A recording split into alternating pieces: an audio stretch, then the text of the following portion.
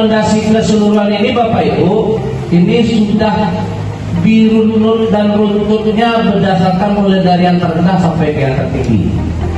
Maka nanti saat pengisian LHK di INT itu sebenarnya kita sudah terbantu juga Bapak Ibu.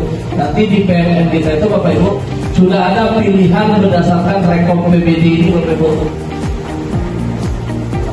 Jadi kita memilih itu sebenarnya lah memilih berdasarkan hasil lapor satu pendidikan itu sendiri. Kalau kemarin kita kan mencari-cari mana yang rendah, mana yang masih rendah, mana yang perlu dibenahi, mana yang perlu ditingkatkan, nanti prioritasnya dibenahi dulu. Kalau sekarang sudah dituntun kita tuh pilihannya itu memang benar-benar pada posisi ini. Nah, cuma bagaimana nanti kita itu memang benar-benar pilihan itu jangan tertuju pada satu titik. Artinya agak kita sebar. Kalau kemarin posisinya agak ke satu titik Bapak Ibu. Nah, hal ini kita coba untuk nanti kita cek bersama. Nih, apa yang perlu kita benahi dalam rekomendasi keseluruhan PBD itu? Nih, yang masih rendah. Karakter, itu kan tadi kan? Kemandirian tadi. Nah, perlu adanya peningkatan kompetensi GTK, yaitu kita Bapak Ibu, dan kebijakan yang mendukung sikap kemandirian atau sikap mandiri. Di antaranya, Kepala Satuan Pendidik dan Pendidik mempelajari tentang profil belajar Pancasila untuk dimensi kemandirian sebagai bagian dari penguatan karakter. Kepala Satuan Pendidikan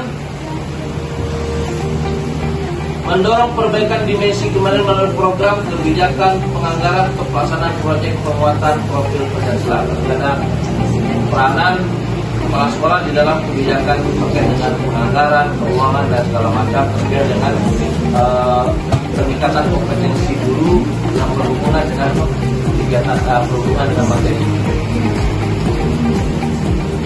Jadi Bapak Ibu, A.3 karakter ini merupakan dimensi yang juga harus kita benahi pada 2024-2025.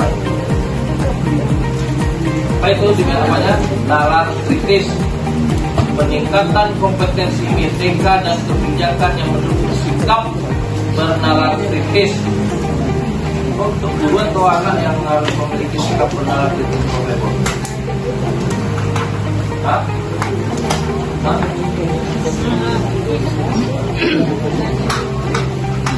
Sikap bernalar kritis ini yang dikanya siapa tuh? Siswa. Meningkatkan kompetensi GTK dan kebijakan yang mendukung sikap bernalar kritis. Artinya kita ini mencari cara bagaimana anak-anak kita itu memiliki sikap bernalar kritis melalui kegiatan-kegiatan. Kalau dalam pembelajaran matematika, bernalar kritis anak antara lain dimunculkan saat belajar kelompok. Anak diberikan LKPD, kemudian pada LKPD tersebut diberi pertanyaan-pertanyaan pemantik yang dapat memunculkan penalaran kritis mereka. Itu seperti itu salah satu. Itu cara untuk meningkatkan sikap bernalar kritis siswa oleh bagi teman-teman kita di mata pelajaran matematika oleh Bu Isra, yaitu menyiapkan LKPD ya, lalu membagi kelompok dan memunculkan pertanyaan-pertanyaan pemantik agar muncul kreativitas anak kita. Dan bisa saja di dalam pertanyaan-pertanyaan pemantik itu akan muncul pertanyaan berikutnya, begitu Bu Isra. Tanya kepada teman-teman yang ini terkait dengan kegiatan P5. Kita kan sudah melaksanakan kegiatan P5 nih tahun ini. Kira-kira referensi seperti apa yang bisa Bapak Ibu ungkapkan? Nah, terkait dengan pelaksanaan P5 yang ada hubungannya dengan sikap bernalar itu sendiri.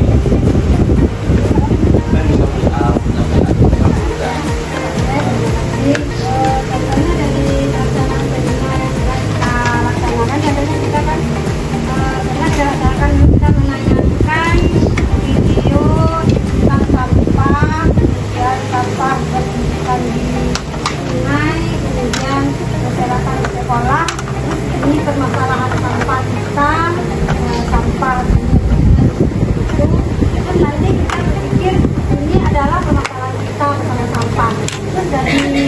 yang Anda lihat ini kita apakan sampah ini.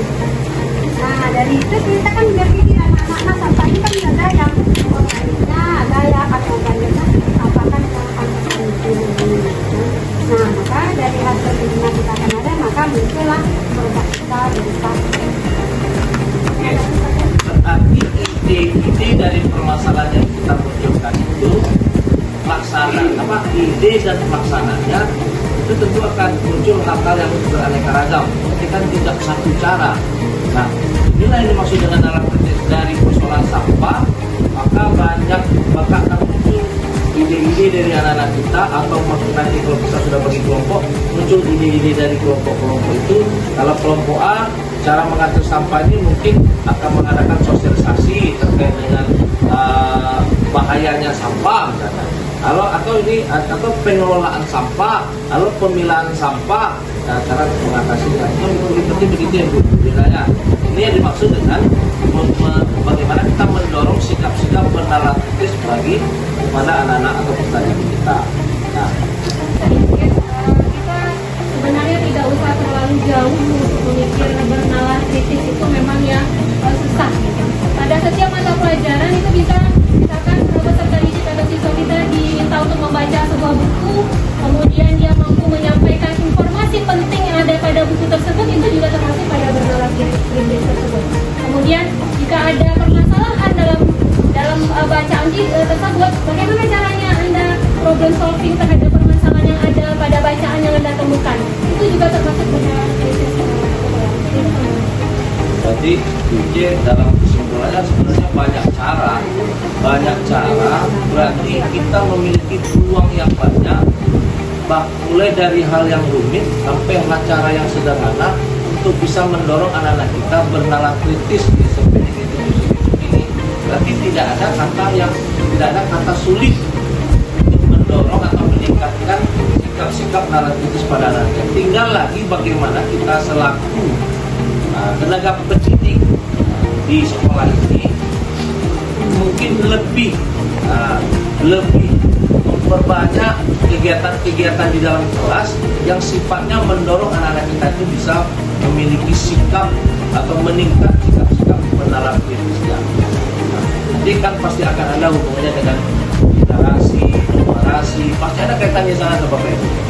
Karena kecenderungan kalau secara kasat matanya anak-anak yang bernalar kritis itu biasanya adalah anak-anak yang suka membaca, anak-anak yang suka mengamati, sudah memiliki kemampuan menghubungkan antara yang ia amati dengan yang ia baca misalnya, mengkait-kaitkan dengan dimensi kehidupan yang lainnya.